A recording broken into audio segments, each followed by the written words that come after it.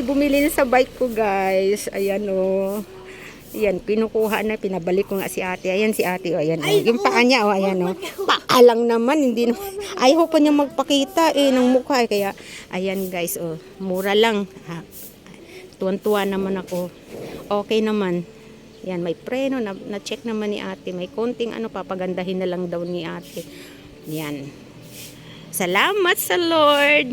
At nabili na rin. Thank you, ate. Sige. Ingat! Susulat ka!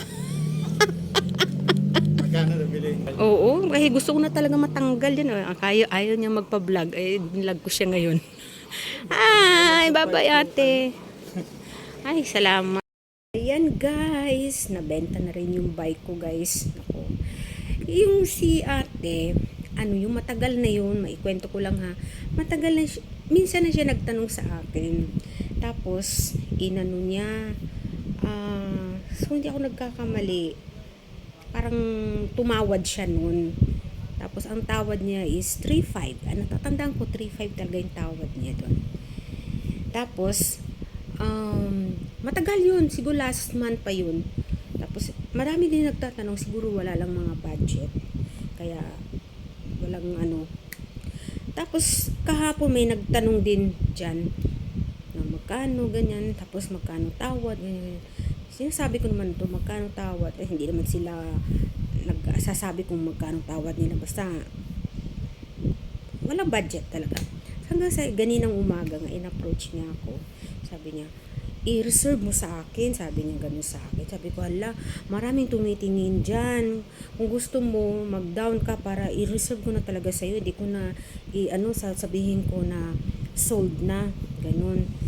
Tapos, sabi niya, sige, mag-down ako. Mag-down ako ng 500. Sabi ko, ba't hindi mo lang bilhin? Ngayon, may pera ka naman. Hindi, wala pa akong pera. Kukuha pa lang ako ng pera. Magwi-withdraw pa lang ako. Basta babalik ako. Sigurado ka, babalik ka talaga. Paano ko di ka bumalik? Sa iyo na yung 500. Sabi niya ganun sa akin. Naku, sa akin na daw yung 500. Tapos, maya-maya lang. Wala pang isang oras bumalik. Nandito siya parang nakatago sa may tindahan ko, akala kong bibili. Sabi ko, ano po yun? Ay, ako yun, Tita Jo. Sabi niya ganun sa akin. May pera na pala siya. Parang ang kwento ng kapitbahay, kare-retire lang daw niya sa trabaho, kaya may pera. At saka may talyer daw sila, pagawaan ng mga sasakyan, mga bike, mga ganun. Mayroon silang parang welding, ganun. Kaya sabi niya, anong issue niyan? Tinanong niya ako kung anong issue. Sabi ko, konting kalawang. Sabi ko ganun. Kasi, syempre, nababasa siguro.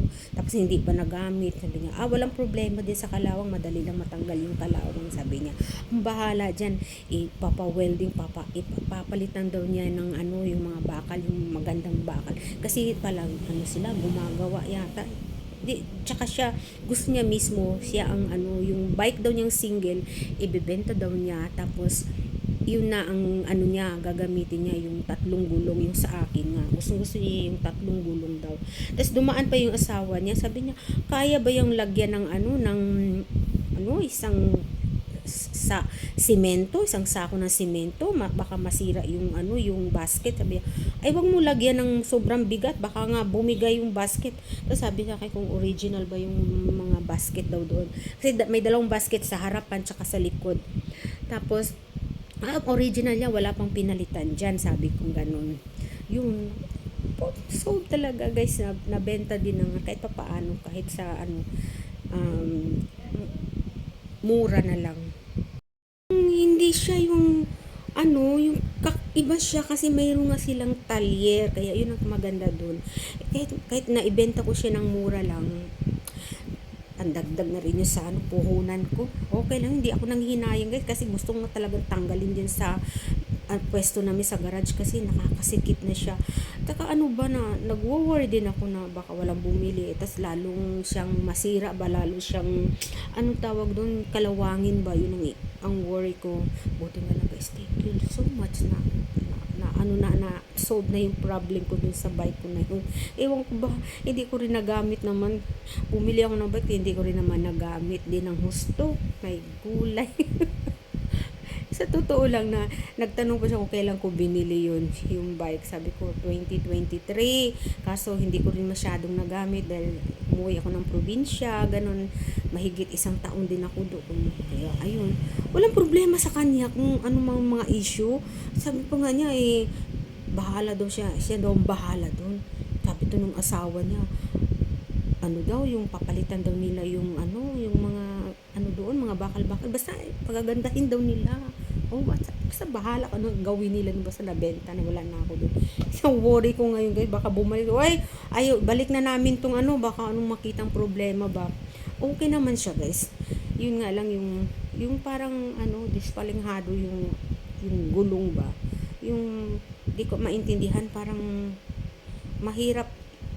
nahirapan ako magpadyak, matigas. Di ko alam kung bakit. Di ko alam. Basta nasa kanila na yun. Wala nang balikan yan. Sana naman wag na. Kasi murang-mura. Tsaka may talyer naman sila. Magagawa nila ng paraan yun. Pagka gustuhin nila. Siya naman ang nagsabi na pagagandahin daw nilang mag-asawa. Kasi murang-mura na yun guys. Di mo mapibili yun ng ganung kamura. Sa totoo lang, brand new ko pa nabili yun. Kaya hindi nila masasabing second hand nga nilang binili sa akin, pero hindi naman ganun kalaspags. Swerte talaga nila. Sila talaga ang swerte. So yun lang guys, yun lang ang kwento ko sa iyo. Thank you for watching. Bye!